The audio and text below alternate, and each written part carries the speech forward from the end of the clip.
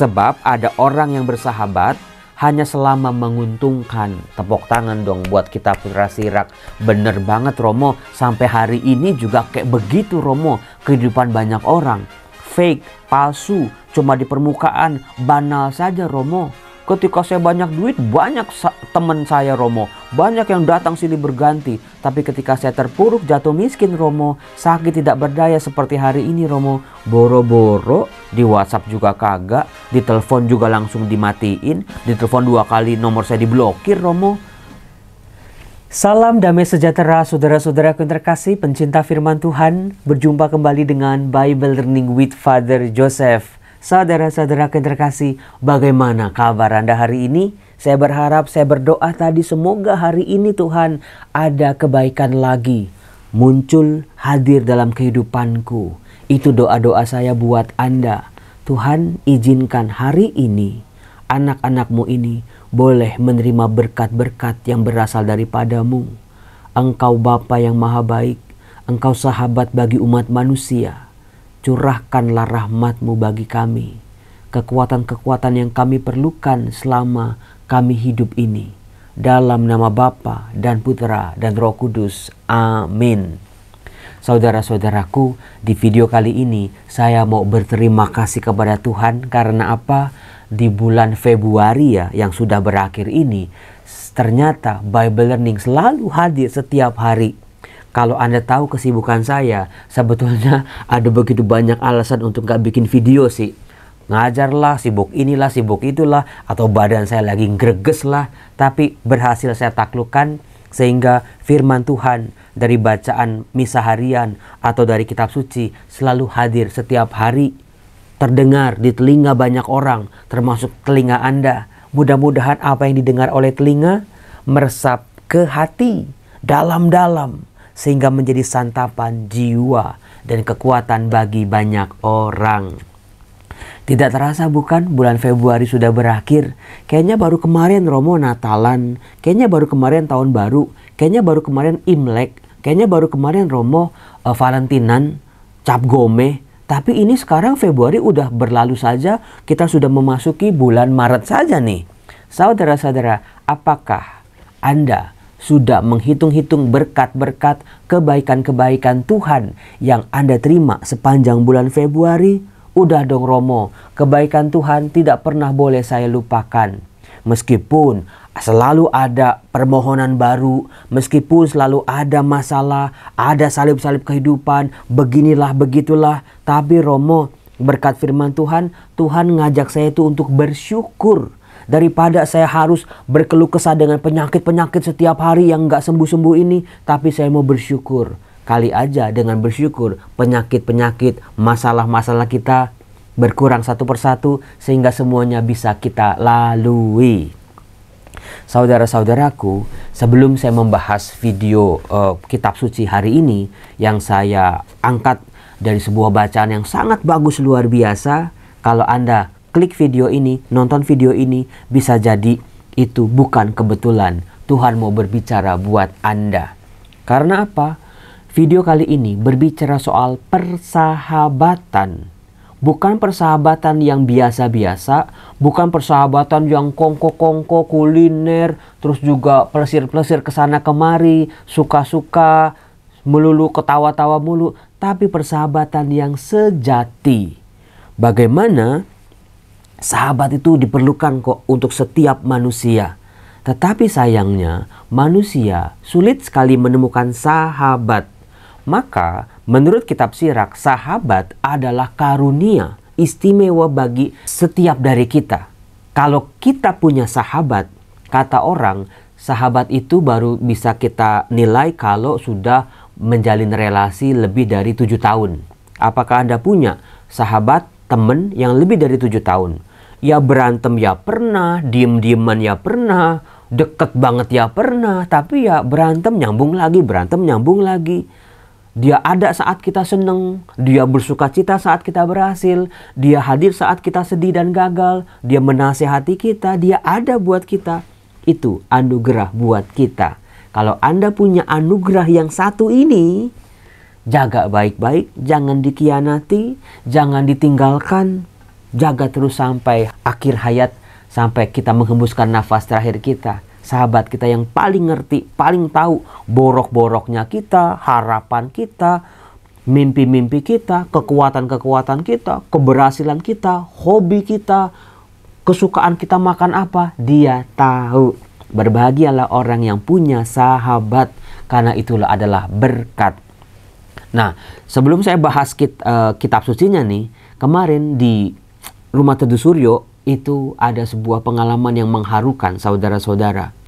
Saya pernah bercerita ada seorang anak bernama Justin, umur 1 tahun. Sejak datang ke Rumah Teduh Suryo itu dia lemes saja karena punya penyakit jantung.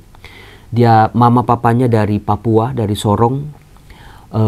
Dia menunggu masa operasi. Mereka beragama Kristen. Saya lihat mamanya sangat sabar, anak keempat kalau nggak salah, kakak-kakaknya ada di Papua sana. Tapi bayi ini betul-betul saya melihat pengorbanan orang tua buat anak itu memang, aduh Tuhan, speechless kita ini. Kita durhaka lah kalau kita ngelawan orang tua. Karena sejak kita tidak berdaya waktu kecil, orang tua kita akan melakukan apapun buat anak-anaknya. Percayalah itu. Mungkin kalau kita dengar orang tua kita jahat, mungkin ceritanya cuma sepotong-sepotong.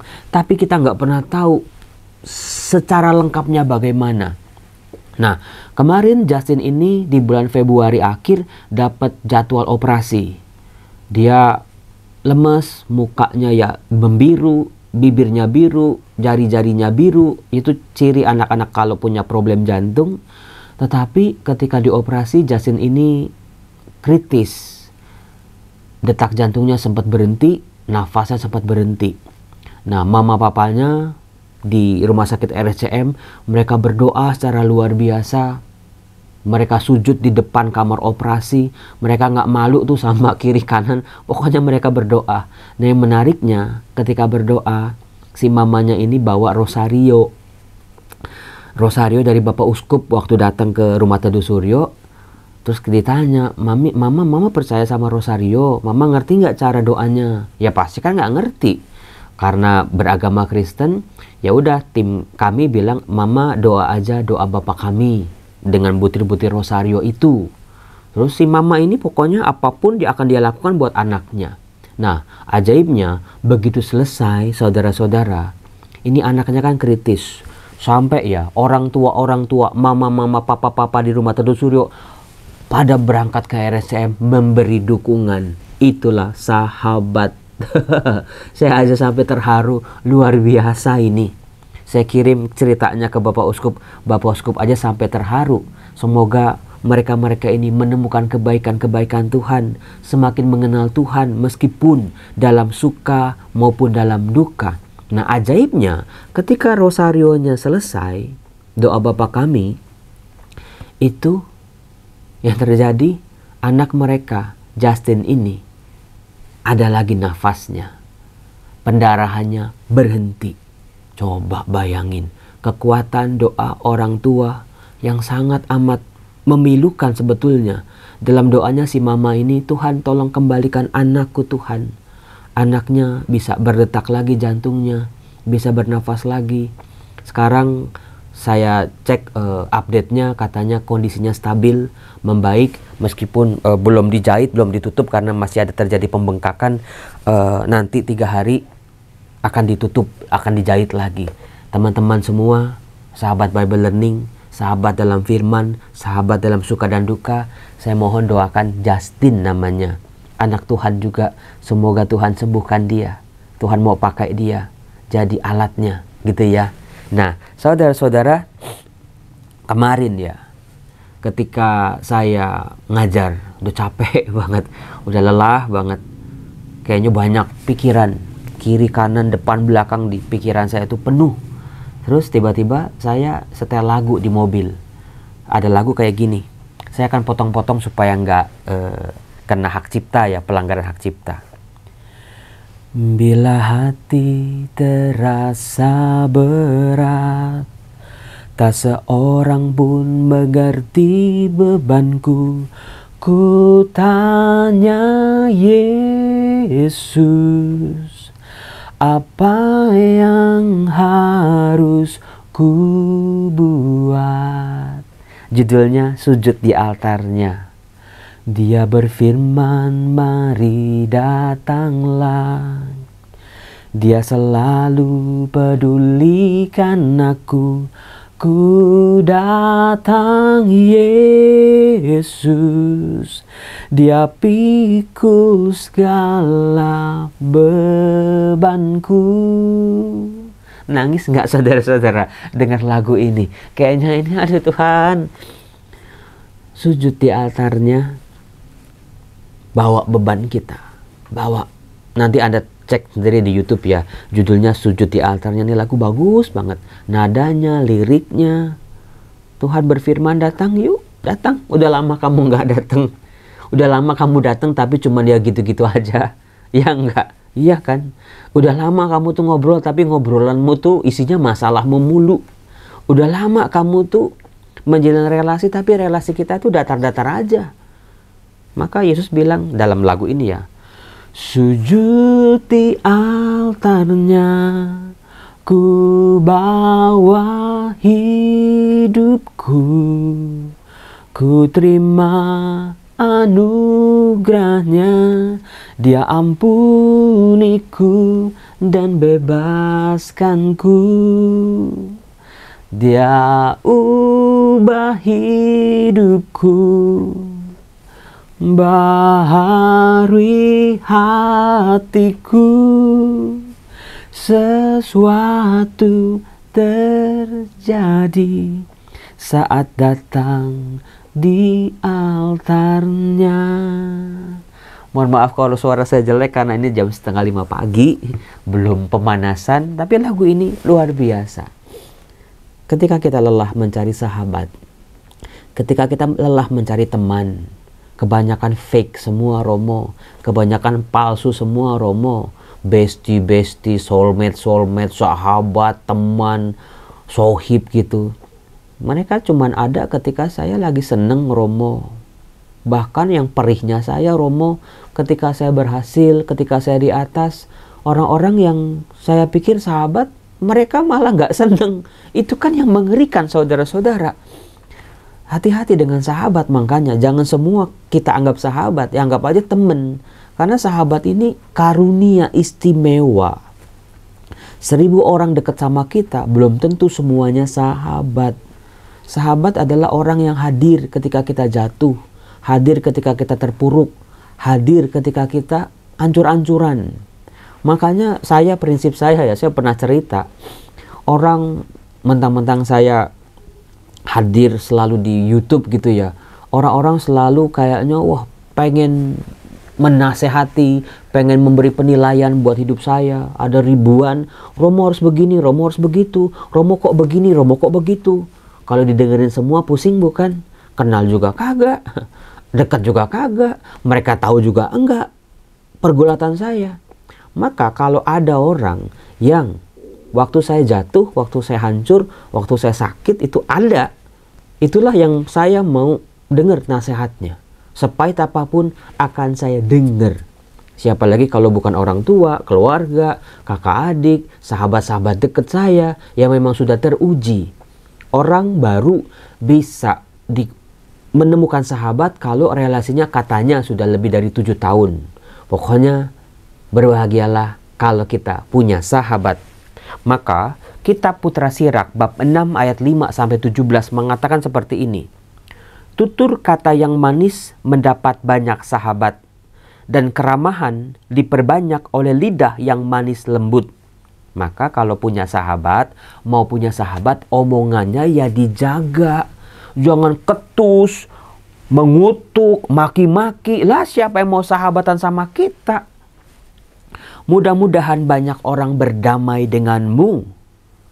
Jadi kuncinya adalah semakin berumur, makin coba kurang-kurangin musuh, makin bisa berdamai dengan orang lain. Wah bisa nih berdamai sama orang lain, tapi sama orang rumah susahnya minta ampun. Gelepak-gelepok Romo. Tetapi dari antara 1000 orang yang berdamai sama kita, hanya 1 saja yang menjadi penasehatmu. Gak usah dengerin semua orang. Mereka ya punya penilaian sendiri, tapi satu orang aja cukup sebetulnya. Jika engkau mau mendapat sahabat, ujilah dia dahulu. Jangan segera percaya kepadanya. Sebab ada orang yang bersahabat hanya selama menguntungkan. Tepuk tangan dong buat kita Putra Sirak. Bener banget Romo, sampai hari ini juga kayak begitu Romo. Kehidupan banyak orang fake, palsu, cuma di permukaan, banal saja Romo. Ketika saya banyak duit, banyak teman saya Romo. Banyak yang datang silih berganti. Tapi ketika saya terpuruk, jatuh miskin Romo, sakit tidak berdaya seperti hari ini Romo, boro-boro di WhatsApp juga kagak, di telepon juga langsung dimatiin, di telepon 2 kali nomor saya diblokir Romo. Dia pikir saya mau minjem duit kali Romo. Begitu bukan? Iya Romo. Itu kita Putra Sirak. Ada juga sahabat yang berubah menjadi musuh, lalu menistakan dikau dengan menceritakan percekcokanmu dengan dia. Ini yang paling sering terjadi di medsos-medsos yang lagi rame. Dulu dia sahabat saya Romo, dulu dia deket banget sama saya Romo. Saya udah cerita sampai ke ulu hati, borok-boroknya saya, jeroannya saya Romo, udah saya bongkar semua sama dia Romo. Karena saya merasa nyaman Romo. Begitu konflik Romo. Dia minjem duit, saya lagi nggak ada, lalu dia marah Romo. Dia minjem duit, saya kasih, terus saya lagi butuh, saya tagih, dia marah Romo. Percekcokan saya diceritain kemana-mana Romo. Asem nggak itu? Saudara-saudara, itu bukan terjadi saat ini saja. Ternyata sejak zaman Putra Sirak aja udah terjadi. Manusia butuh sahabat, manusia butuh belahan jiwa, tapi ya sulit untuk ditemukan. Maka kalau Anda udah ketemu, jaga betul-betul. Ada lagi sahabat yang ikut serta dalam perjamuan makan. Nah itu, kalau makan, kalau kuliner, kalau ditraktir aja, cari-cari kita. Tetapi tidak bertahan pada hari kemalanganmu. Saat kita susah, saat kita bangkrut, saat kita nggak punya pekerjaan, saat kita udah tua, saat kita udah nggak terkenal, dilupakan. Itu sih borok-borok kehidupan manusia sejak zaman dulu sampai hari ini, seolah-olah manusia tidak berubah. Maka manusia lagi-lagi penuh butuh rahmat yang namanya sahabat. Minta sama Tuhan. Pada waktu engkau sejahtera, ia sehati sejiwa dengan dikau dan bergaul akrab dengan seisi rumahmu.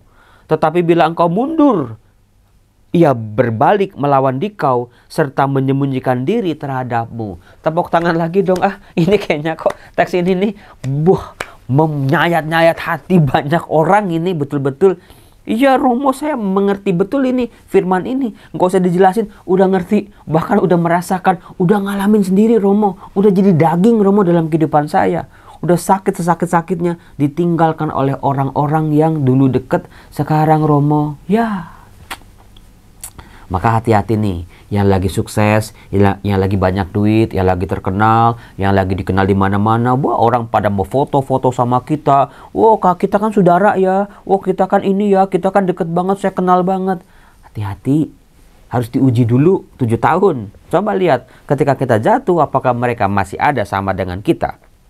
Sahabat yang setia merupakan pelindung yang kuat, yang menemukan suatu harta. Itulah rahmat, itulah kasih karunia, itulah kekuatan Tuhan.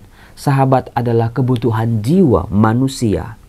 Meskipun di TikTok, di Instagram sekarang lagi rame, laki-laki tidak bercerita. Tapi kalau laki-laki sampai bisa cerita masalahnya, sukanya, keberhasilannya. Sahabat itu mendengarkan kita tanpa menghakimi, bukan? Coba kalau Anda punya sahabat, baru cerita 2 kalimat udah, wah nggak gitu lu begitu. Ya itu mah bukan sahabat. Tapi sahabat setia mendengarkan, merelakan kupingnya, membuka hatinya, mendengar sampai selesai. Tidak buru-buru menghakimi, bahkan tidak buru-buru memuji kalau seorang sahabat itu. Karena dia akan menguji betul-betul bagaimana sahabatnya. Sahabat yang setia tiada ternilai, harganya tidak terbayar. Banyak orang membeli persahabatan. Wah, itu sebuah bahaya yang sangat luar biasa. Sahabat yang setia seperti obat kehidupan, maka bisa menyembuhkan. Hanya orang yang takwa akan memperolehnya. Orang yang takwa memelihara persahabatan dengan lurus hati. Sebab sebagaimana ia sendiri, demikian pun sahabatnya. Saya tanya kepada Anda, kalau orang sudah menikah, suami atau istri, apakah dia bisa bersahabat dengan yang lain jenis? Misalnya seorang suami sahabatnya di luar sana seorang perempuan, atau seorang istri punya sahabat di luar sana itu suami orang misalnya. Apakah bisa? Banyak pro dan kontra di sini. Bukannya boleh atau nggak boleh, bisa atau nggak bisa, tapi ada koridor-koridornya. Seorang Romo apakah bisa punya sahabat umat sendiri? Bukannya nggak bisa, bisa, tapi ada koridor yang nggak boleh diterobos, yang harus dijaga. Berbahagialah kalau suami istri, wah jadi sahabatan, bestian bener, bisa cerita, bisa ngobrol, enak diajak ngomong, nyaman. Wah pokoknya enak lah untuk kebersamaan, karena seumur hidup, saudara-saudara, semoga kita menghargai kebersamaan dalam persahabatan. Orang yang takwa, orang yang beriman, memelihara persahabatan dengan lurus hati. Gak ada belok-beloknya, gak ada motif-motif lainnya, gak ada alasan-alasan lain selain persahabatan itu sendiri. Salam damai sejahtera, semoga persahabatan kita awet sampai tua pokoknya ya. Bye-bye, Tuhan berkati.